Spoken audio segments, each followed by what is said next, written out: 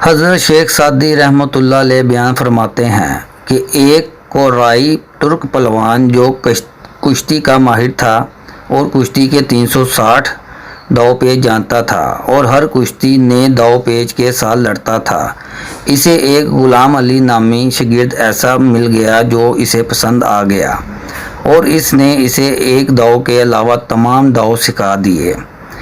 شاگرد جب کشتی کے داؤ پیچ سیکھ چکا تو مغرور ہو گیا اور دعویٰ کر دیا کہ اس کے مقابلے کا کوئی پہلوان نہیں ہے۔ اس کا دعویٰ اس حد تک بڑھ گیا کہ کہنے لگا کہ میں اپنے استاد کا احترام کرتا ہوں ورنہ وہ بھی مجھے زیر نہیں کر سکتا۔ اس ملک کے بادشاہ کو جب اس دعوے کی اطلاع ملی تو اس نے استاد اور شاگرد کی کشتی کا اعلان کر دیا اور مقررہ تاریخ پر اپنے وزراء اور مشیروں کے ہمراہ اس جگہ پر پہنچ گیا جہاں دونوں کی کشتی ہونی تھی۔ عوام کا ایک ہجوم بھی اس کشتی کو دیکھنے کے لیے آ پہنچا۔ جب وہ شاگرد میدان میں اترا تو بدمست ہاتھی کی مانند نظر آ رہا تھا جس کے سامنے اگر کانسی کا پہاڑ بھی ہوتا تو وہ اسے روند ڈالتا۔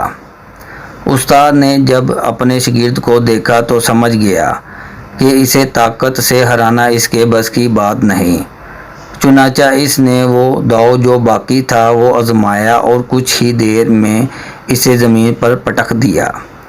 شاگرد کے پاس استاد کے اس داؤ کا کوئی توڑ نہ تھا، اس نے اپنی شکست تسلیم کر لی۔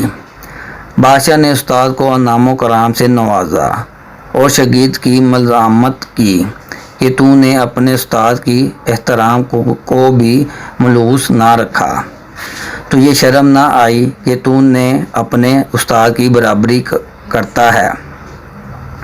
شاگرد بولا کہ اے بادشاہ، استاد نے مجھے طاقت کے بدولت زیر نہیں کیا بلکہ اس نے مجھے ایک داؤ سے زیر کیا ہے جو اس نے مجھے نہیں سکھایا تھا۔